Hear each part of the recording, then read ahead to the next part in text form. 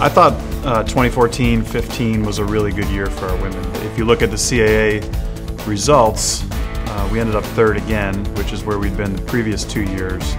But we narrowed the gap significantly between third and second, and between third and first, and put ourselves right in the mix in the last day to make a real run at a title.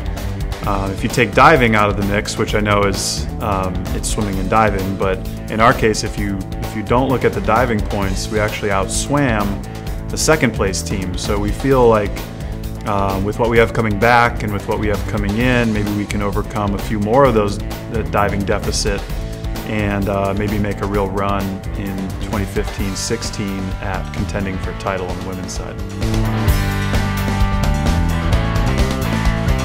Abby was incredible. She has incredible versatility for someone that trains pretty much exclusively as a sprinter, yet she's able to get in the water and swim a really impressive 200 fly, sort of a back half 200 fly. Sort of based on pure guts and determination, she finds her way to the wall on the last part of that 200 fly. So that Rookie of the Year for her was very well deserved. We're going to miss Megan a lot. She brought a lot to our program, sort of carried the baton for women's sprinting for the last 4 years, and it's a pretty rich history that we have here now in women's swimming, and she added to that. And not only was she really impressive in the pool, Student Athlete of the Year, going to med school here in this coming year, and just did some really impressive things all around here at William & Mary. It was an impressive year in the classroom for our women. You know, GPA right around 3.4, and Greta was one of the leaders. She actually had a 4.0 both semesters. Her being inducted into Phi Beta Kappa, that's the first time we've had a PBK inductee in a long time, and it's well deserved and not surprising to any of us who know her. And she is also heading off to med school this fall, so she has big things in her future. The Hall of Fame, that was neat for me. In my 8 years here, we hadn't had a Hall of Fame inductee, so it was my first time getting to be a part of those festivities and to have the only sport that had 2 representatives and the only women who were inducted for the weekend. That was pretty cool. So swimming kind of took center stage at the Hall of Fame ceremony, and we had kind of 2 different generations, you know, class of 75, class of 2003, both of whom really blazed the trail for women swimmers here at William & Mary.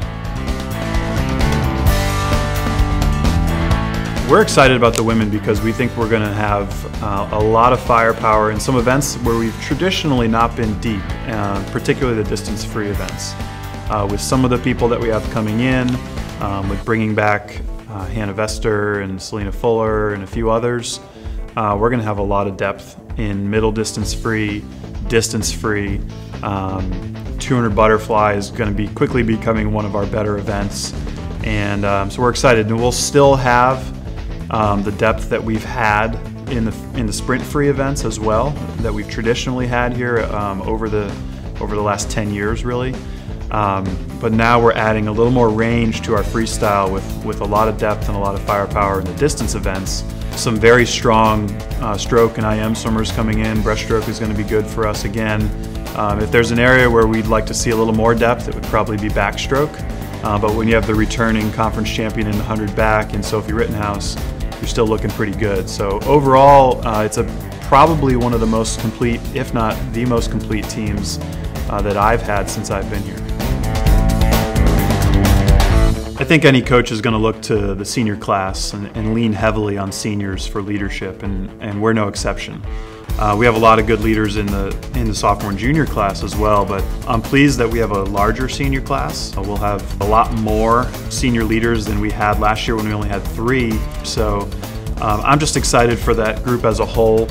They have really helped make a strong impact on our program. They set a strong example. They do well in the classroom. So up and down the line in the entire senior class, I'm pretty excited about their leadership potential.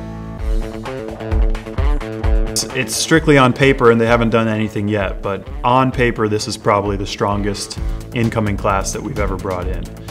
There's only 8 girls, so it's not a huge class compared to some of our peers in the CAA who bring in larger classes. We only have 8, but we expect all of them to contribute right away. I think all of them will contend for spots on the CAA roster.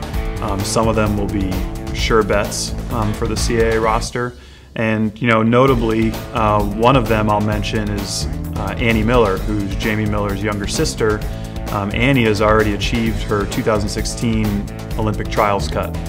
So she'll be swimming in Omaha in June of 2016. And there's a couple other girls in that class that may even, before it's all said and done, be competing in Omaha as well, hopefully joining some of our current swimmers. So we expect them to make a really strong impact, and I think we're going to learn a lot of their names pretty early this fall. The CAA keeps getting stronger. With the way everyone's recruiting and the way everyone's swimming, everybody keeps getting deeper and deeper. So I still expect the level of competition, even without Charleston, to be just as high, if not higher, than it was last year. And again, Towson and James Madison are the only 2 teams that have won the meet since 2007, Towson winning 7 of those.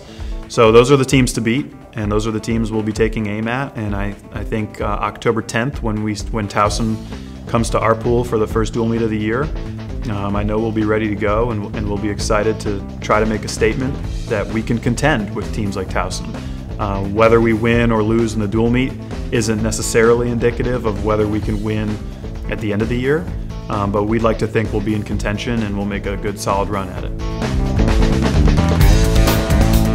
I think the men and the women feed off of each other. So more so than being a competitive thing, I think they energize one another. So I think the men winning the 2015 CAA championship just got the women excited to see what they could do, and I can remember coming home on the bus and having a few people express the sentiment that wouldn't it be cool if we could come home with both, if we could sweep the thing, and that's something that we definitely have in the back of our mind. We don't set a goal in the beginning of the year that we have to win a CAA championship or it's a failure. We just want to have championship habits and do things that championship teams do and work hard along the way, enjoy the process, and hopefully that leads to a championship at the end of the year. But I think it goes without saying that if we could come home with 2 trophies, that's double the fun as compared to 1.